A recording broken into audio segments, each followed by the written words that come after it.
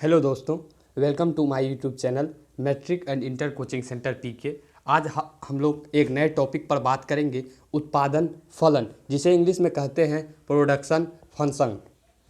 इससे पहले हम लोग कक्षा 12 की जो मैक्रो इकोनॉमिक्स की हम लोग जो क्लास चल रही है, जिसमें 18 लेक्चर तक हम लोग प्रोडक्शन जो हमारा चैप्टर है यानी कि उत्पादन चैप्टर तक कंप्लीट कर चुके हैं। और उसी चैप्टर में आज हमारा आता है उत्पादन फलन, प्रोडक्शन फंक्शन, जो कई बार एग्जाम में पूछा गया है क्या उत्पादन फलन क्या है। तो उत्पादन फलन पर आज हम लोग चर्चा करेंगे और उत्पादन फलन की क्या मान्यता होती है उन पर भी हम लोग आज चर्चा करेंगे। उनके बाद अवधि के आधार पर उत्पादन फलन का प्रकार होता है, 2 प्रकार का होता है, उस पर चर्चा करेंगे। बस इतना ही आज के लेक्चर में चर्चा करेंगे। तो चलिए वीडियो को स्टार्ट करते हैं। तो आज हम लोगों का, आप लोगों को पता ही होगा, आज हम लोगों का 19 लेक्चर है। तो 19वां लेक्चर में आज हम लोग बात करेंगे उत्पादन फलन पर। अगर आप न्यू चैनल पर हैं तो आप लोगों को ये वीडियो उतनी अच्छी प्रकार से समझ में नहीं आएगी, इसलिए आप लोग हमारे चैनल पर जाके शुरू से वीडियो लेक्चर को देखें, एक लेक्चर नंबर 1 से, ताकि आप लोगों को इस लेक्चर का रिदम जो है यानी कि लय किस प्रकार से इस चैप्टर को पढ़ाया जा रहा है तो आप लोगों को पता चल जाएगा। तो बात करें उत्पादन फलन, तो उत्पादन फलन यानी कि प्रोडक्शन फंक्शन जिसे इंग्लिश में कहते हैं। तो उत्पादन फलन जो होता है एक फर्म का उत्पादन फलन उपयोग में लाया गया आगत तथा फर्म द्वारा उत्पादित निर्गत का मध्य का संबंध है। तो आगत और निर्गत आपको हम कल के ही लेक्चर में बताए हैं अच्छी प्रकार से, किस प्रकार से आगत तथा निर्गत क्या होता है। तो लेक्चर नंबर 18 में आप लोगों को ये कंप्लीट हो गया है आगत निर्गत, तो यहाँ बताने की ज़रूरी नहीं है। तो बात किए हैं हम लोग अभी क्या उत्पादन फलन। तो उत्पादन फलन सिंपल सा बात है, एक फर्म का उत्पादन फलन उपयोग में लाया गया आगत तथा फर्म द्वारा उत्पादित निर्गत के मध्य का संबंध ही जो है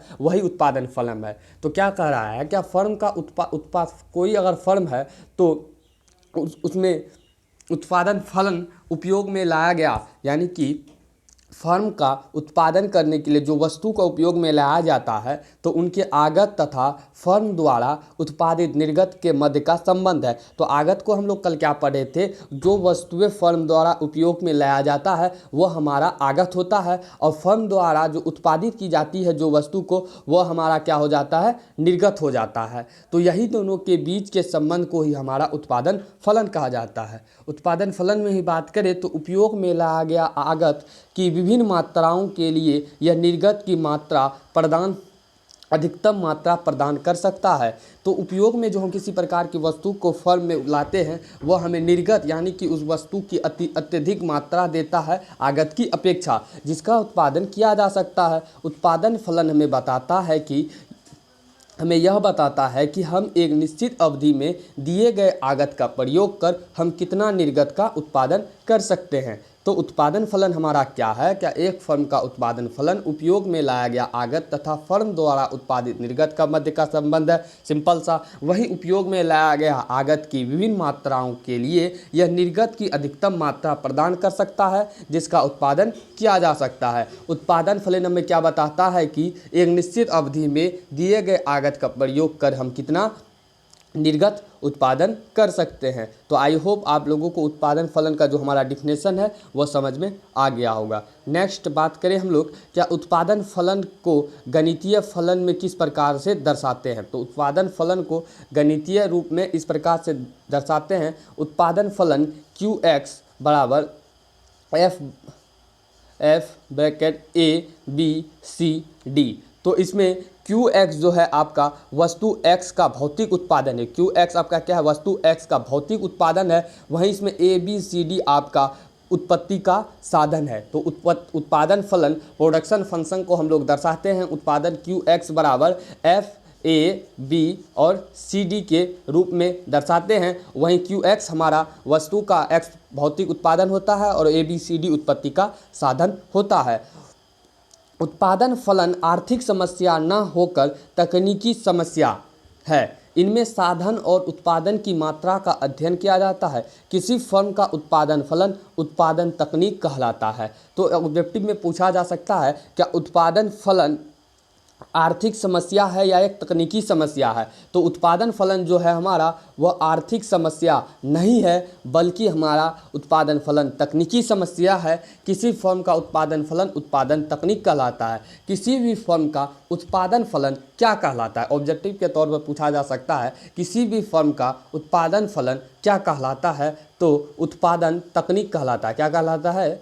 उत्पादन तकनीक कहलाता है।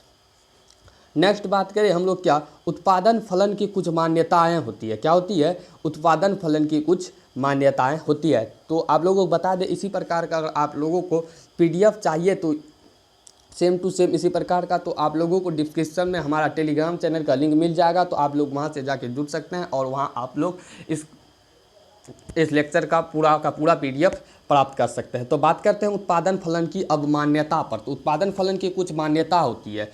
तो कई बार एग्जाम में सिर्फ इतना ही पूछा जाएगा, क्या उत्पादन फलन की क्या मान्यता होती है। तो उत्पादन फलन निम्नलिखित मान्यता पर आधारित है। तो उत्पादन फलन की जो मान्यता है उस पर हम लोग चर्चा करते हैं। उसमें सबसे पहली बात होता है, उत्पादन फलन का संबंध किसी निश्चित समय अवधि से होता है। तो उत्पादन फलन का जो संबंध होता है किसी निश्चित समय अवधि से होता है, ये हमारा पहला मान्यता है। वही दूसरी मान्यता बात करें कि उत्पादन फलन के सभी उत्पादन अल्पकाल में परिवर्तन नहीं होता है। तो उत्पादन फलन का सभी उत्पादन जो है अल्पकाल में परिवर्तित नहीं होता है। तो पूछा जा सकता है ऑब्जेक्टिव में, क्या उत्पादन फलन का सभी उत्पादन को अल्पकाल में परिवर्तित किया जा सकता है। तो इसका आंसर होगा नहीं, उत्पादन फलन के सभी उत्पादन अल्पकाल में परिवर्तन नहीं किया जा सकता है। वहीं तीसरा है कि उत्पादन फलन के सभी उत्पादन दीर्घकाल में परिवर्तित होता है। तो ऑब्जेक्टिव यहाँ भी आराम से बन जाएगा, क्या उत्पादन फलन का सभी उत्पादन किसमें परिवर्तित होता है, तो दीर्घकाल में परिवर्तित होता है। वही बात करें, क्या अल्पकाल तकनीकी स्तर पर कोई परिवर्तन नहीं होता है। चौथा हमारा है, क्या अल्पकाल में तकनीकी स्तर पर कोई परिवर्तन नहीं होता है। तो हमारा 4 मान्यता है उत्पादन फलन की दृष्टिकोण से। क्या उत्पादन फलन का सबसे पहला बात है कि किसी निश्चित समय या अवधि से होता है उत्पादन फलन का संबंध। वही सेकंड बात होता है, क्या उत्पादन अल्पकाल में परिवर्तन नहीं होता है। उत्पादन फलन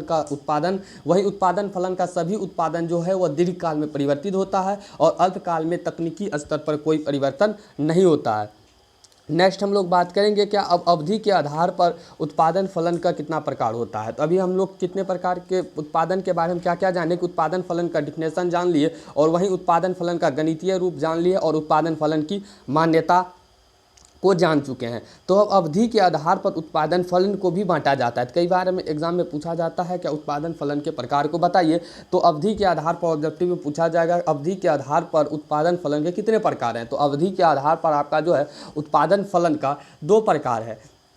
अवधि के आधार पर उत्पादन फलन का कितना प्रकार है? 2 प्रकार है। और अल्पकालीन उत्पादन फलन या साधन का प्रतिफल, दीर्घकालीन उत्पादन फलन या पैमाना का प्रतिफल, दोनों इसका एक ही नाम है। अल्पकालीन उत्पादन फलन या साधन का प्रतिफल या दीर्घकालीन उत्पादन फलन या पैमाना का प्रतिफल ये हमारा किसका है? अवधि के आधार पर उत्पादन फलन का प्रकार है। तो अल्पकालीन उत्पादन फलन या साधन का प्रतिफल या दीर्घकालीन उत्पादन फलन या पैमाने का प्रतिफल। तो अल्पकालीन उत्पादन फलन भी हमारा 2 भाग में बटा है, पहला स्थिर कारक और दूसरा परिवर्ती कारक। तो पहला क्या, अब उत्पादन फलन अवधि के आधार पर 2 भाग में बटा है। तो पहला उसमें अल्पकालीन उत्पादन फलन है और दूसरा हमारा दीर्घकालीन उत्पादन फलन है। फिर अल्पकालीन उत्पादन फलन हमारा 2 प्रकार में बटा है, कन्फ्यूज नहीं होना है, अच्छी प्रकार से आप लोग याद रखना है कि अल्पकालीन उत्पादन फलन भी 2 भाग में बटा है, पहला स्थिर कारक दूसरा परिवर्ती कारक। तो हमारा उत्पादन फलन अवधि के आधार पर 2 प्रकार हुआ, पहला अल्पकालीन और दूसरा दीर्घकालीन। और अल्पकालीन फिर से 2 भाग में बढ़ता है, स्थिर कारक और परिवर्ती कारक में। अब बात करें स्थिर कारक और परिवर्ती कारक क्या होता है। तो स्थिर कारक ऐसा कारक जिसे उत्पादन के साथ परिवर्तित नहीं किया जा सकता, जैसे मशीन, बिल्डिंग आदि। देखिए, अगर आप उत्पादन किसी चीज़ का कर रहे हैं तो उसमें अगर मशीन, बिल्डिंग है, इसे अगर किसी वस्तु का उत्पादन कर रहे हैं, उसमें मशीन, बिल्डिंग में हमें कोई परिवर्तन नहीं कर सकते हैं, इसलिए यह हमारा स्थिर कारक होता है। क्या होता है? स्थिर कारक होता है। अल्पकालीन उत्पादन फलन में हमारा जो कारक होता है स्थिर कारक भी होता है। वहीं दूसरा कारक आता है परिवर्ती कारक, ऐसा कारक जिसे उत्पादन के साथ परिवर्तित किया जा सकता है, जैसे श्रम, कच्चा माल आदि। तो उत्पादन के अल्पकालीन उत्पादन फलन में अगर किसी वस्तु का अगर आप उत्पादन कर रहे हैं तो उसमें श्रम कच्चा माल का आप लोग परिवर्तित दूसरे वस्तु में हो जाता है, तो इसे ही हम लोग परिवर्ती कारक कहेंगे। सिंपल सा है, क्या अवधि के आधार पर उत्पादन फलन का दो प्रकार, अल्पकालीन दीर्घकालीन। अल्पकालीन उत्पादन के अंतर्गत दो प्रकार आता है, स्थिर कारक और परिवर्ती कारक। स्थिर कारक उसे कहेंगे जिसे उत्पादन के साथ परिवर्तित नहीं किया जा सकता है, जैसे मशीन बिल्डिंग आदि। वही परिवर्ती कारक ऐसा कारक होता है जिसे उत्पादन के साथ परिवर्तित किया जा सकता है, श्रम कच्चा माल आदि। आप लोगों को अगर इसका एग्जाम्पल भी याद रहेगा तो आराम से इसका डिफिनेशन लिख सकते हैं। वहीं दीर्घकालीन उत्पादन फलन या पैमाना का प्रतिफल भी हम लोग इसी को कहते हैं। तो दीर्घकालीन उत्पादन फलन का परिभाषा है, क्या दीर्घकालीन उत्पादन फलन में दीर्घकाल में कोई उत्पत्ति का साधन स्थिर नहीं रहता है। अल्पकाल के भांति दीर्घकाल में उत्पत्ति के साधनों को स्थिर एवं परिवर्तनीय साधन के रूप में विभाजन नहीं कर सकते हैं। इसमें दीर्घकालीन उत्पादन फलन में क्या होता है, क्या दीर्घकाल में किसी भी प्रकार के कोई भी उत्पत्ति का साधन स्थिर नहीं रहता है। अल्पकाल के भांति दीर्घकाल को उत्पत्ति के साधनों को स्थिर एवं परिवर्तन साधन के रूप में विभाजित नहीं कर सकते हैं। इसमें उत्पादन के सभी कारक में परिवर्तन लाया जाता है। तो यहाँ थोड़ा सा छूट गया है कि आप लोग याद कर लेंगे या लिख लेंगे, क्या इसमें उत्पादन के सभी कारक में, इसमें लिख देते हैं, इसमें उत्पादन के सभी कारक में परिवर्तन लाया जा सकता है। तो सिंपल सा समझ सकते हैं, स्थिर कारक और स्थिर कारक में कुछ ऐसा साधन होता है जिसे आप लोग परिवर्तन नहीं कर सकते हैं। वही दीर्घकाल की बात करें तो दीर्घकाल में कोई भी ऐसी स्थिर या परिवर्ती कारक नहीं होता है। इसमें सभी साधन या कारक में परिवर्तन किया जा सकता है। सिंपल सा है, क्या पूछा जा सकता है कौन ऐसा उत्पादन फलन है जिसके अंतर्गत उत्पत्ति के साधन स्थिर नहीं रहता है। तो दीर्घकाल के अंतर्गत उत्पत्ति का साधन स्थिर नहीं रहता है, वह स्थिर कारक के अंतर्गत उत्पत्ति का साधन स्थिर रहता है। तो आप लोग अच्छी प्रकार से इसे समझ गए होंगे। क्या हमारा जो ये है अवधि के आधार पर उत्पादन फलन का दो प्रकार जो है, अल्पकालीन उत्पादन फलन या दूसरा है दीर्घकालीन उत्पादन या पैमाना का प्रतिफल। दोनों नाम को आप लोग याद रखेंगे, अल्पकालीन उत्पादन फलन या साधन का प्रतिफल या दीर्घकालीन उत्पादन फलन या पैमाना का प्रतिफल, दोनों एक ही चीज़ है और दोनों आप लोग डिफिनेशन अच्छी प्रकार से समझ गए होंगे। अब बात करें हम लोग, आप लोगों का ये पूरा यहाँ लिखा हुआ है कि दीर्घकालीन उत्पादन फलन का डिफिनेशन लिखा हुआ है, क्या दीर्घकाल में कोई भी उत्पत्ति का साधन स्थिर नहीं रहता है। अल्पकाल के भांति दीर्घकाल को उत्पत्ति के साधनों को स्थिर एवं परिवर्तन साधन के रूप में विभाजित नहीं कर सकते हैं और इसमें उत्पादन के सभी कारक में परिवर्तन लाया जा सकता है। तो दीर्घकाल में दोनों कारकों के साथ साथ परिवर्तन ला सकते हैं। तो आप लोग यहाँ से इसे उतार सकते हैं। तो पूरा PDF इधर लिखा ही हुआ है, वहाँ फ्री का लिखा चलेगा, कोई बात नहीं। अब बात करें क्या अल्पकालीन और दीर्घकालीन उत्पादन फलन के अंतर क्या होता है। अल्पकाल और दीर्घकाल उत्पादन फलन में क्या अंतर होता है। तो उत्पादन फलन अवधि के आधार पर उत्पादन फलन को हम लोग कितने भागों में बांटे, अभी तुरंत दो भाग में बांटे, अल्पकालीन उत्पादन फलन और दीर्घकालीन उत्पादन फलन। तो अल्पकालीन उत्पादन फलन और दीर्घकालीन उत्पादन फलन में अंतर क्या होता है। तो अल्पकालीन उत्पादन फलन जो होता है यह परिवर्तनशील अनुपात वाला उत्पादन फलन है। देखिए ये बहुत ही इंपॉर्टेंट है, 5 नंबर में कई बार पूछा जाता है। क्या परिवर्तनशील अनुपात या उत्पत्ति का नियम भी इसे कहते हैं, किसे कहते हैं, उत्पत्ति का नियम किसे कहते हैं और परिवर्तनशील अनुपात का नियम किसे कहते हैं, इसके नेक्स्ट वीडियो में ही हम लोग बात करेंगे। इस 5 नंबर में आप लोग एग्जाम में पूछा जाता है, इस पर चर्चा करेंगे। तो सबसे पहला अल्पकालीन और दीर्घकालीन उत्पादन फलन में अंतर की बात करें तो पहला इसमें जो है अल्पकालीन उत्पादन फलन के अंतर्गत परिवर्तनशील अनुपात वाला उत्पादन फलन होता है और सेकंड होता है साधन का प्रयोग का अनुपात नहीं बदलता है और कारक का प्रतिफल को प्रकट करता है। वही दीर्घकालीन उत्पादन फलन की बात करें तो दीर्घकालीन उत्पादन फलन के अंतर्गत समान अनुपात वाला उत्पादन फलन होता है। तो दीर्घकालीन उत्पादन फलन के अंतर्गत कैसा उत्पादन फलन होता है, तो समान अनुपात वाला, और पैमाना कैसा परिवर्तित होता है। इसका पैमाना जो होता है दीर्घकालीन के अंतर्गत पैमाना कैसा होता है, परिवर्तित होता है और पैमाने का प्रतिफल प्रकट करता है। ये क्या करता है, पैमाने का प्रतिफल प्रकट करता है, ये कारक का प्रतिफल प्रकट करता है। तो इस प्रकार से आप लोग दीर्घकालीन और अल्पकालीन उत्पादन फलन के अंतर्गत क्या क्या अंतर होता है समझ गए होंगे। तो इस वीडियो में इतना ही। नेक्स्ट वीडियो में हम लोग नेक्स्ट कॉन्सेप्ट पर चर्चा करेंगे। नेक्स्ट लेक्चर जो हमारा होगा वह नेक्स्ट टॉपिक पर होगा। तो आज के लिए बस इतना ही। तो अभी आज हम लोग क्या सीखे, उत्पादन फलन के अंतर्गत हम लोग क्या सीखे, उत्पादन फलन का डिफिनेशन और उत्पादन फलन का गणितीय रूप में किस प्रकार से दर्शाते हैं, और उत्पादन फलन की मान्यता और अवधि के आधार पर उत्पादन फलन को कितने प्रकार में बांटा गया है, और अब अल्पकालीन और दीर्घकालीन उत्पादन फलन में अंतर। तो thank you all of you, thanks for watching. अगर आप हमारे चैनल पर न्यू आए हैं तो वीडियो को लाइक कर दें और चैनल को सब्सक्राइब कर दें, ताकि आने वाले वीडियो नोटिफिकेशन आप लोगों तक पहुंचते रहे। तो thank you all of you.